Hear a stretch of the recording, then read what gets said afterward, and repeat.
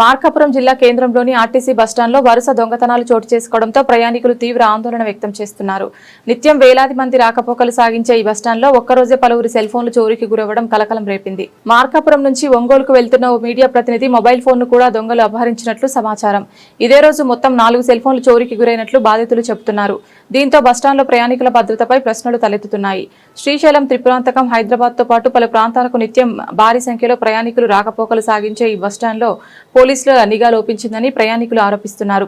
CC కెమెరాల్లో చాలా వరకు పనిచేయడం లేదని, ఆర్టీసీ భద్రతా సిబ్బంది కనిపించడం లేదని, పోలీసులు కేవలం వచ్చి వెళ్లడానికే పరిమితమవుతున్నారని వారు అసంతృప్తి వ్యక్తం చేస్తున్నారు.